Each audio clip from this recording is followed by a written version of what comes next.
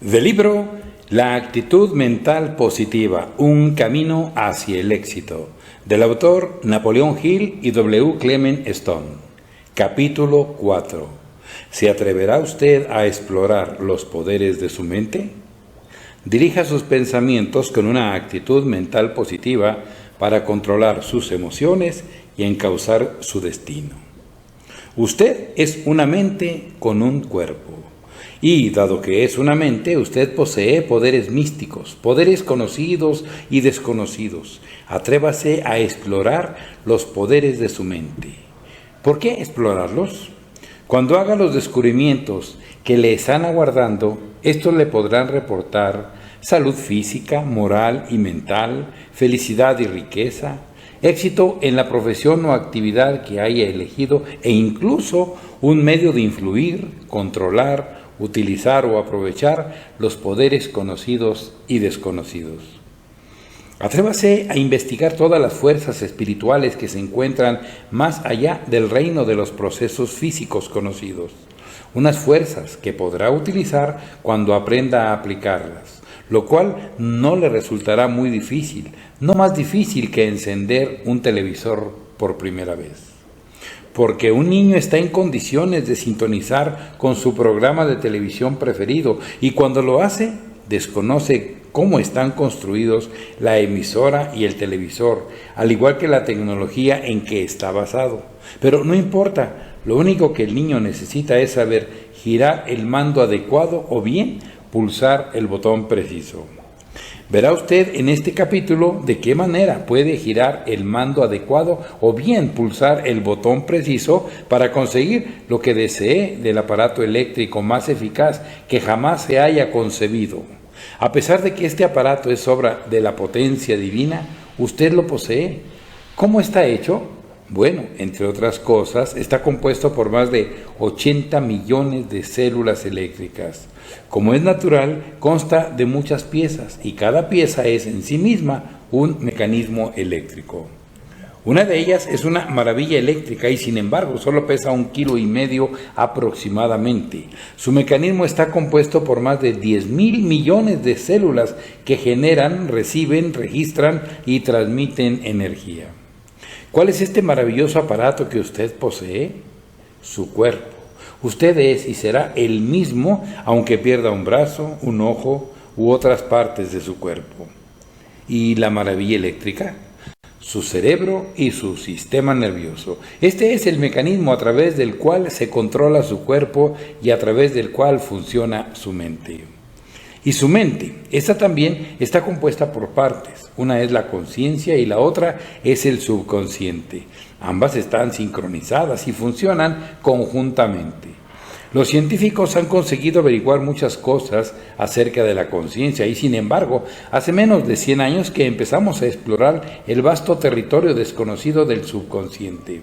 Pese a que el hombre utilizaba deliberadamente sus poderes místicos ya desde los primeros tiempos de la historia de la humanidad y pese a que incluso hoy en día los aborígenes de Australia y otras poblaciones primitivas siguen haciéndolo en gran medida. Empecemos a explorar ahora. Día a día me estoy haciendo cada vez más rico en todos los sentidos.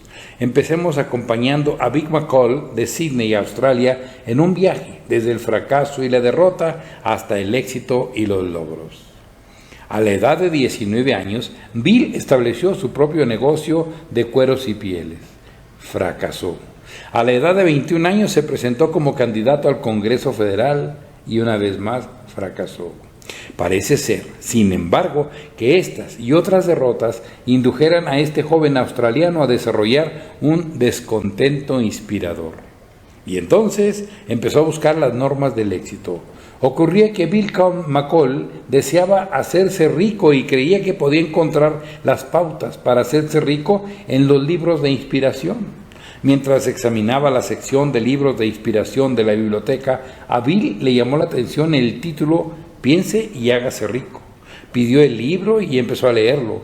Lo leyó una vez y después volvió a leerlo. Y aunque lo leyó una tercera vez, no acertaba a comprender exactamente de qué manera podría aplicar los principios mediante los cuales algunos de los hombres más ricos del mundo habían adquirido sus riquezas. Y nos dijo: estaba leyendo Piense y hágase rico por cuarta vez mientras paseaba tranquilamente por una calle comercial de Sydney. Y entonces ocurrió de repente. Me detuve frente al escaparate de una carnicería y levanté los ojos, y en aquella décima de segundo tuve un destello de inspiración. Sonrió y siguió diciendo. Exclamé en voz alta: ¡ya está! ¡Ya lo tengo! Me sorprendió mi propio estallido emocional. También se sorprendió una señora que pasaba, la cual se detuvo a mirarme con asombro. Me apresuré a regresar a casa con mi nuevo descubrimiento. Después añadió muy serio: entonces estaba leyendo el capítulo 4 titulado Autosugestión. El subtítulo decía: el medio para influir en el subconsciente. Ahora recuerdo que cuando yo era pequeño, mi padre solía leer en voz alta el librito de Emily Coué, Autodominio a través de la autosugestión consciente. Miró a Napoleón Hill y dijo: fue usted quien señaló en su libro que si Emily Coué había conseguido que las personas evitaran la enfermedad y los enfermos recuperaran la salud por medio de la autosugestión consciente, la autosugestión también se podría utilizar para adquirir riquezas o cualquier otra cosa que uno pudiera desear. Hágase rico a través de la autosugestión. Este fue mi gran descubrimiento. Para mí fue un nuevo concepto. McCall describió después los principios. Casi parecía que se los hubiera aprendido de memoria a partir del libro. Miren, la autosugestión consciente es el medio de control mediante el cual un individuo puede almacenar voluntariamente su subconsciente con pensamientos de carácter creador o, por negligencia, permitir que los pensamientos de carácter destructivo se abran camino hasta el rico vergel de su mente. Cuando lees en voz alta 2 veces diariamente la expresión escrita de tu deseo de ganar dinero con emoción y atención concentrada, y ya te ves y te sientes en posesión del dinero, comunicas el objeto de tu deseo directamente al subconsciente.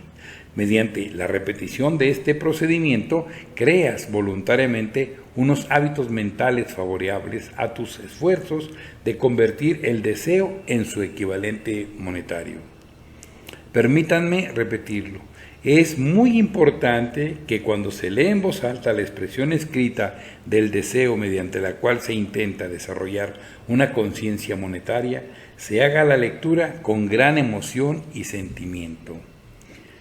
La capacidad de utilización de los principios de la autosugestión dependerá en buena medida de la capacidad que uno tenga de concentrarse en un deseo determinado hasta que este deseo se convierta en un deseo ardiente. Cuando llegué a casa, sin apenas resuello de tanto correr, me senté inmediatamente junto a la mesa del comedor y escribí: mi principal objetivo concreto es el de ser millonario en 1960. Luego añadió mirando a Napoleón Hill: usted señaló que una persona tenía que concretar la cantidad de dinero que quería y establecer una fecha. Así lo hice. El hombre con quien estábamos hablando no era el joven Vic McCall, que fracasó a la edad de 19 años. Era conocido como el honorable William McCall, el miembro más joven que jamás hubiera tenido el Parlamento australiano, antiguo presidente de la Junta de Directores de la filial de la Coca-Cola en Sydney y director de 22 empresas de propiedad familiar.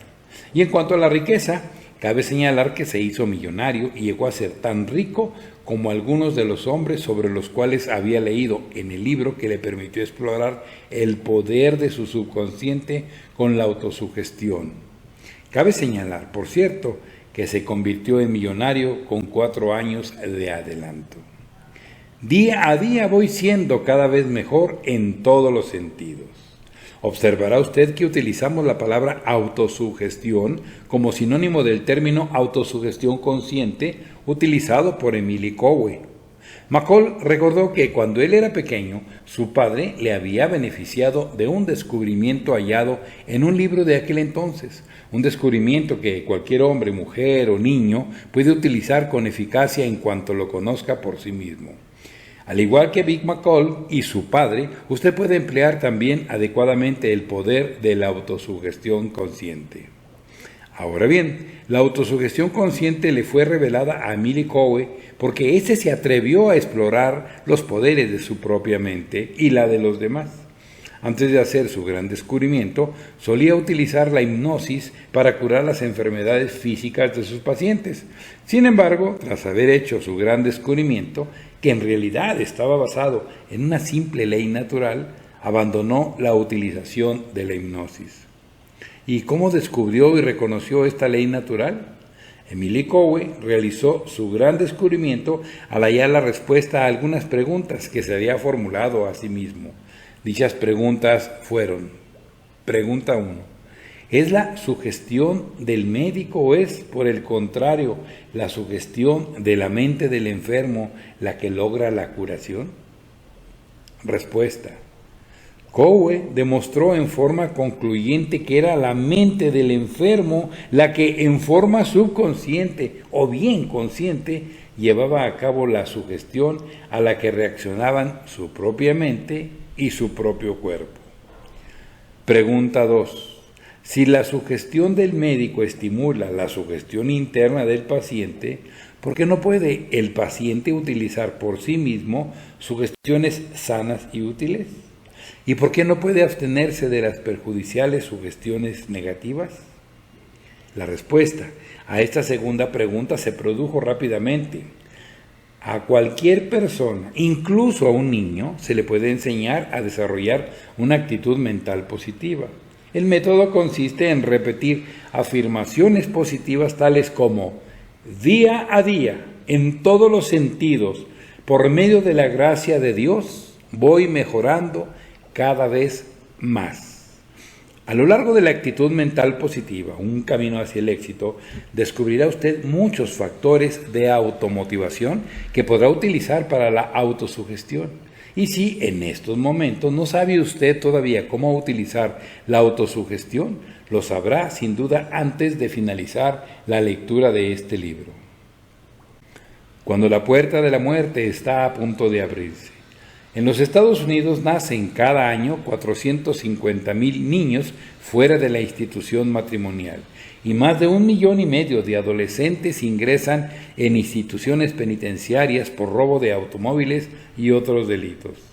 Esas tragedias personales podrían evitarse en muchos casos si, inciso A, los padres aprendieran a utilizar adecuadamente la sugestión y, inciso B, a sus hijos e hijas se les enseñara a utilizar eficazmente la autosugestión espiritual.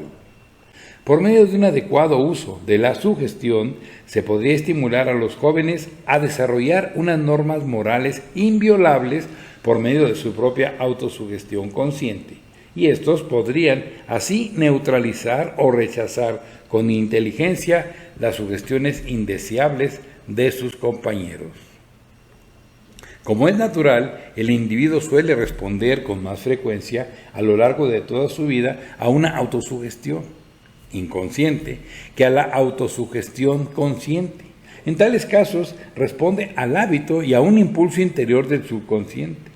Cuando un hombre con una actitud mental positiva se enfrenta con un serio problema personal, los factores de automotivación surgen del subconsciente y llegan hasta la conciencia para acudir en su ayuda.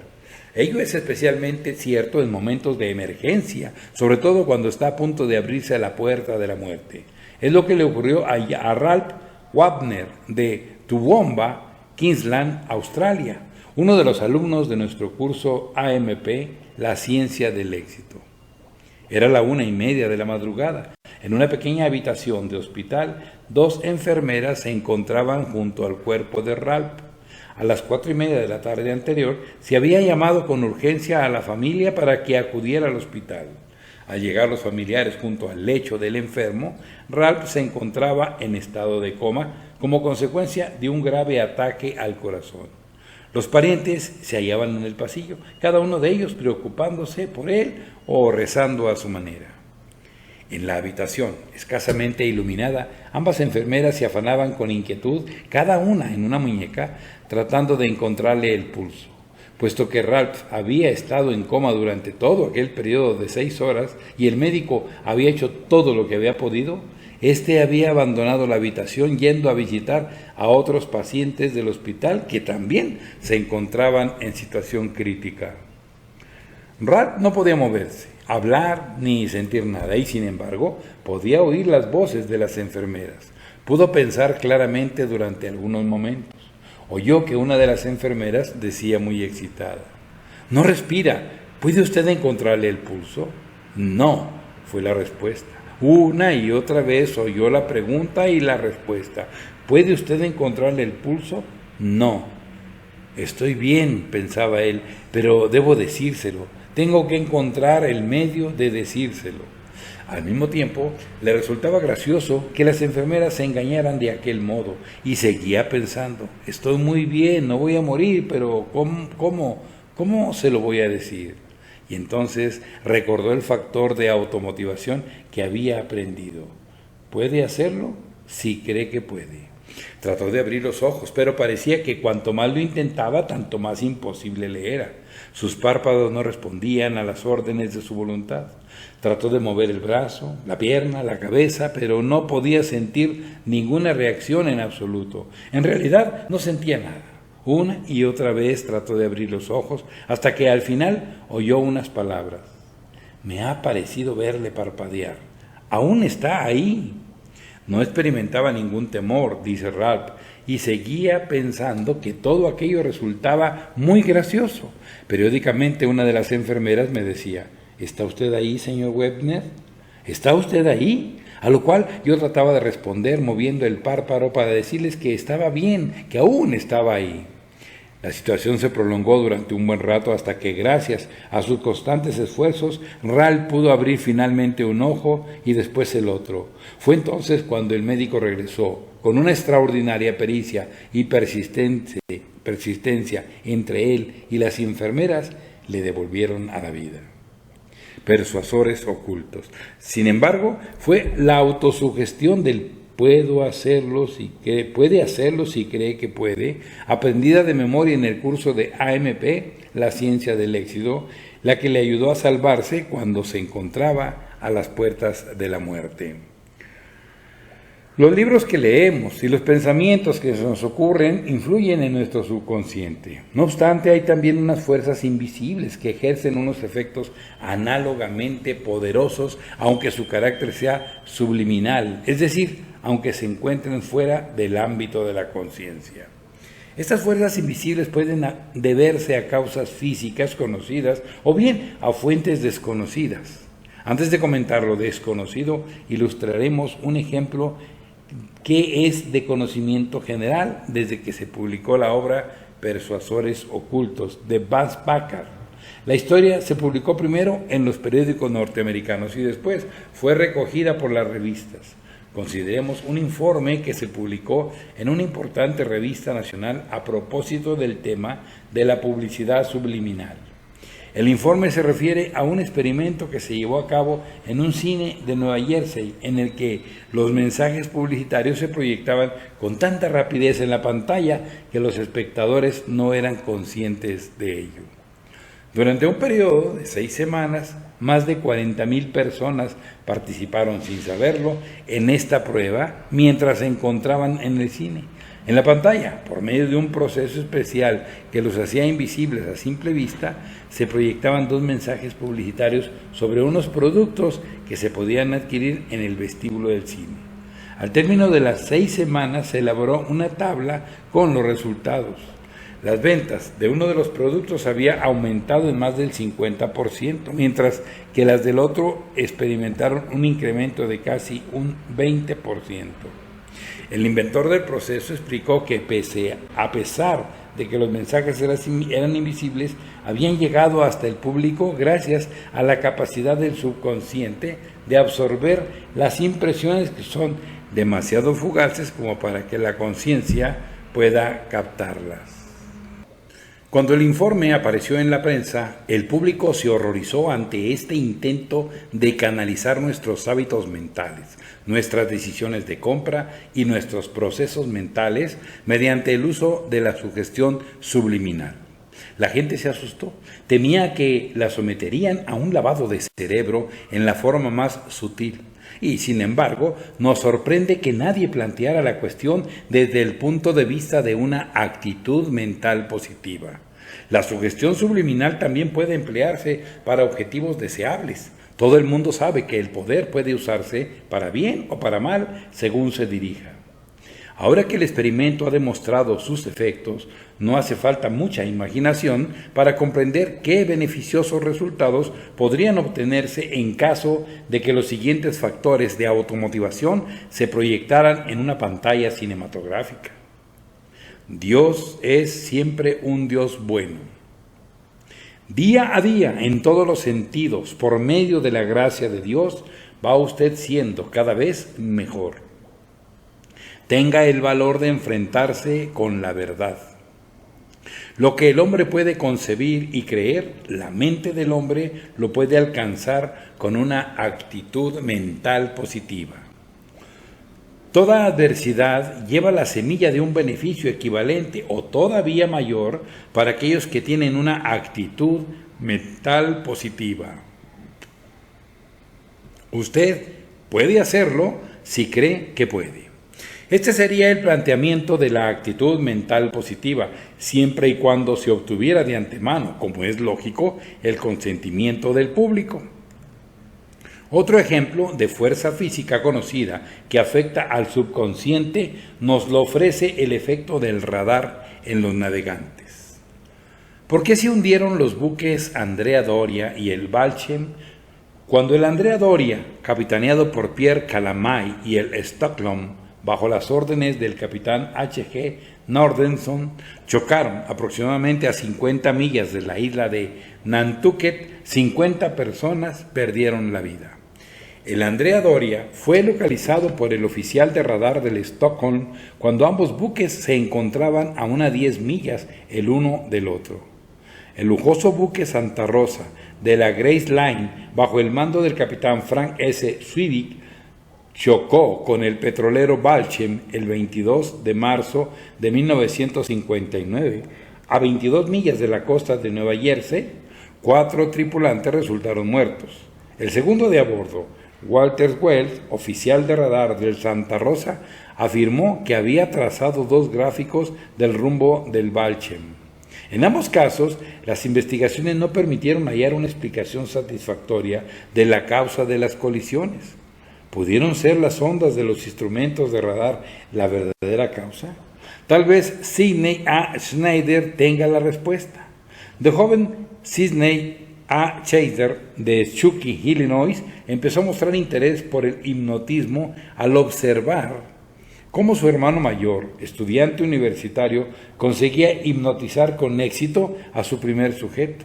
Sidney se convirtió en un experto hipnotizador. Posteriormente trabajó como radiotelegrafista y como ingeniero electrónico. En la Segunda Guerra Mundial, Sidney Chander se convirtió en una de las piezas fundamentales del sistema conocido como IAE, es decir, información, amigo o enemigo. Su misión consistía en cerciorarse de que todos los buques que abandonaran nuestro país, Estados Unidos, estuvieran dotados de equipos de radar.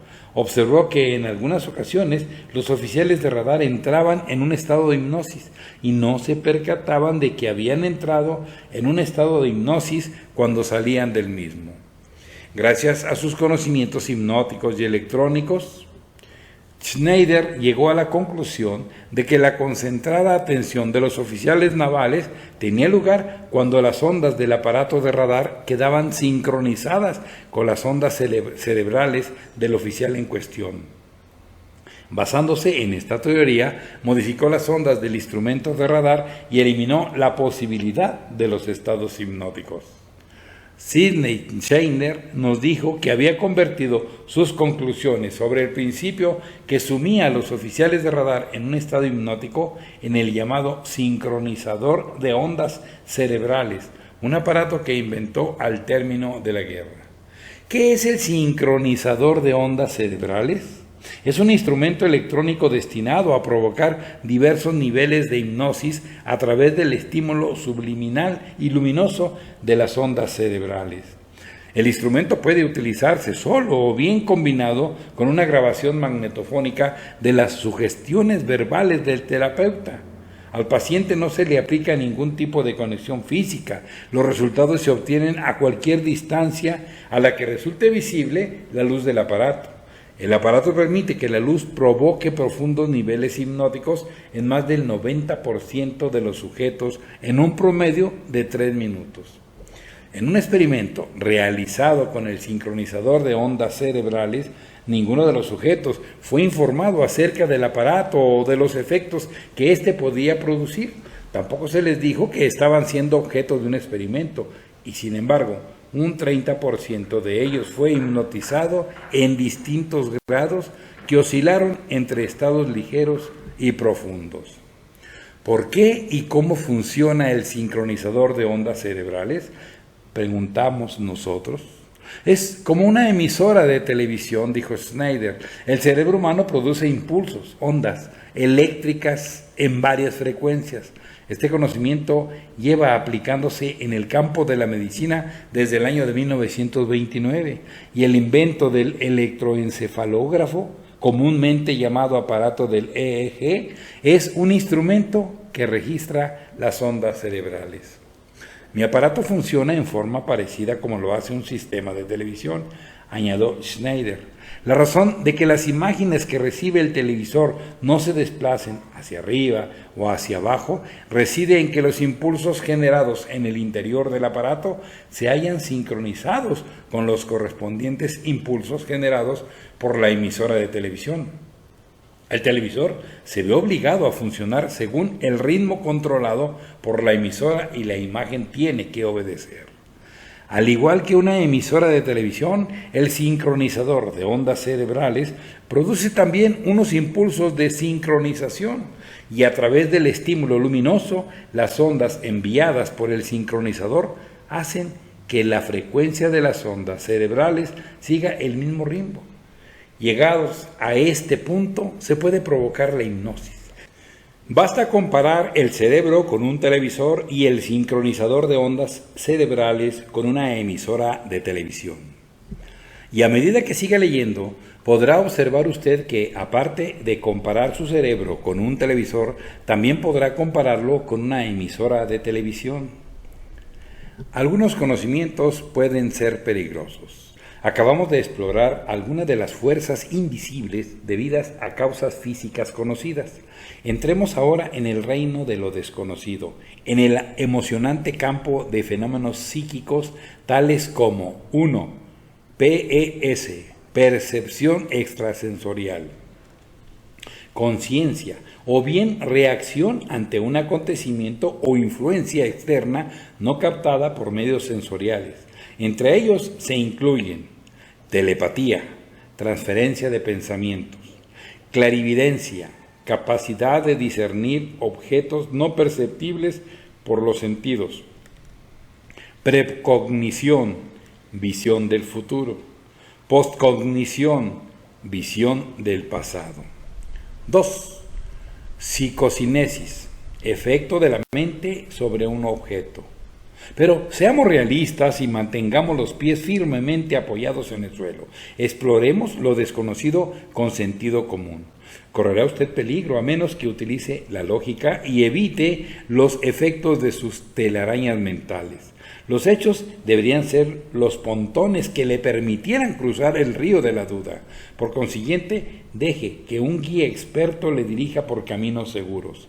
Le vamos a presentar a este guía, pero antes hablemos del pasado. El famoso libro de Thomas J. Hudson, La ley de los fenómenos físicos, se convirtió en un gran éxito editorial al ser publicado en 1893. La obra contenía descripciones de emocionantes experiencias psíquicas. La imaginación de decenas de millares de lectores se sintió estimulada. Algunos de ellos estaban preparados para el acontecimiento, pero otros no. A partir de entonces, el interés del público por los fenómenos psíquicos fue aumentando rápidamente. Sin embargo, muchas personas que no estaban debidamente preparadas se perjudicaron a sí mismas, llegando incluso a perder la razón. Ello se debió al espanto y al interés magnético que algunos conocimientos acerca de los poderes psíquicos generaron en ellas. Algunas personas no adecuadamente instruidas, inmaduras mentalmente y no muy bien equilibradas emocionalmente, tienen una clara tendencia a sentirse fascinadas por este intrigante estudio. Es fácil comprender por qué tantos dirigentes religiosos, científicos y personas responsables del bienestar de la población han anatematizado el estudio de los fenómenos psíquicos. 1. Las imaginaciones se desbordan y amenazaban la cordura de la gente. 2. La realidad y la ficción no se distinguían entre sí. 3. El hipnotismo practicado por aficionados y artistas de variedades, así como los engaños y los fraudes practicados por faquires, médiums y charlatanes, abusaban de la mente del público. Y 4. Los principios religiosos fundamentales se encauzaban hacia el mal. Cualquier cosa asociada con los fenómenos psíquicos resultaba repelente y era tabú. A pesar de los peligros y tabúes y del ostracismo social o profesional, hubo hombres valientes, honrados y sensatos que exploraron la verdad. Pero fue la prolongada y valerosa lucha del Dr. Joseph Banks Rhine, perteneciente en otros tiempos a la Universidad de Duke, con el estímulo y la ayuda de su esposa, la doctora Luisa F. Rhine, lo que dio un enfoque respetable al estudio de los fenómenos psíquicos. Ello se debió al intachable carácter del Dr. Rhine y a sus 30 años de experimentos controlados de laboratorio basados en leyes matemáticas. Su tarea fue muy difícil porque los fenómenos psíquicos espontáneos no suelen producirse en un laboratorio. Tales fenómenos ocurren cuando menos se espera y a menudo cuando una persona se encuentra en un estado de gran tensión emocional o se ve dominada por un intensificado deseo obsesivo, coincidiendo con frecuencia con la muerte de algún ser querido. La compañía Westinghouse realiza inversiones en comunicaciones por PES. No cabe duda de que cualquier autor que trate hoy en día el tema de los fenómenos psíquicos procura ampararse en la respetabilidad del Dr. Rhine, haciendo referencia a la persona de este y a la Universidad de Duke, de tal manera que sus propias teorías resulten digeribles. Nosotros no somos la excepción y le sugerimos con urgencia que, si el tema le interesa, lea la obra El alcance de la mente y los demás libros del Dr. Rhine como autor o coautor.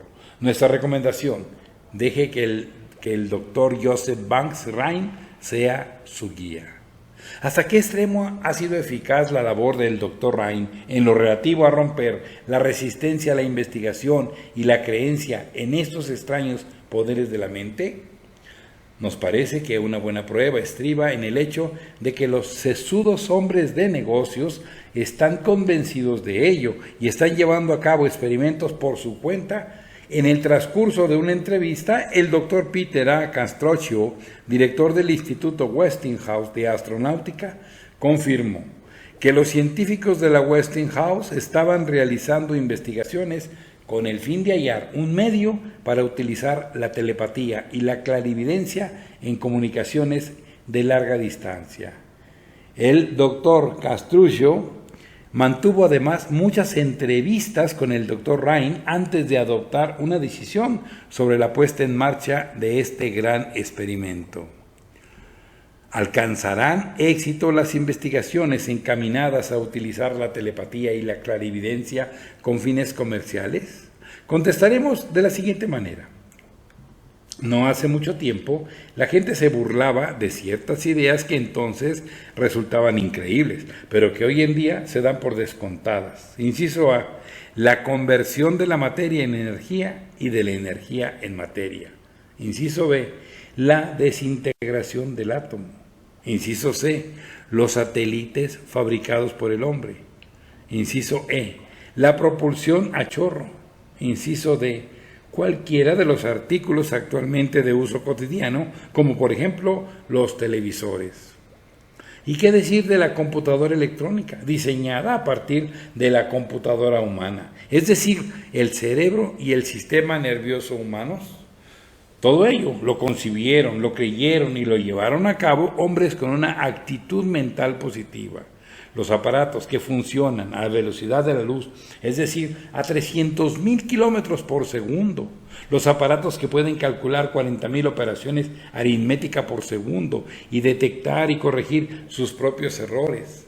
Aparatos que se convirtieron en realidad porque el hombre introdujo en ellos unos circuitos eléctricos que funcionan en muchos sentidos como el sistema nervioso de nuestro propio cuerpo físico. Nuestra respuesta: lo que la mente del hombre puede concebir y creer, la mente del hombre puede alcanzarlo con una actitud mental positiva. Sin embargo, ningún aparato o invento realizado por el hombre es tan maravilloso como prodigiosa computadora humana que usted posee. Su cerebro y su sistema nervioso, con la fuerza de su actividad eléctrica. El hombre es algo más que un cuerpo con un cerebro. Usted es una mente con un cuerpo, una mente que posee y recibe la influencia de poderes conocidos y desconocidos, una mente compuesta de dos partes, la conciencia y el subconsciente. Aquí hemos acentuado más el concepto del subconsciente y de los poderes y fuerzas conocidas y desconocidas que influyen en él. Pero, ¿qué decir de la conciencia?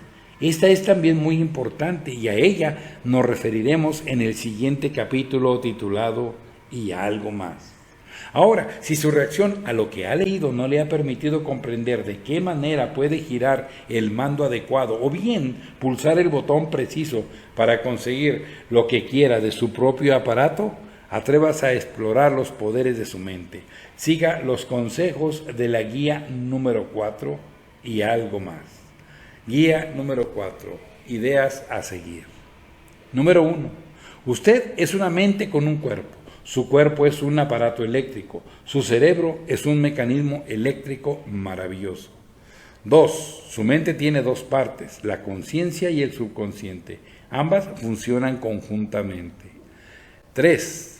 Autosugestión consciente y sugestión son términos sinónimos y se contraponen a la autosugestión en tanto que la actividad inconsciente.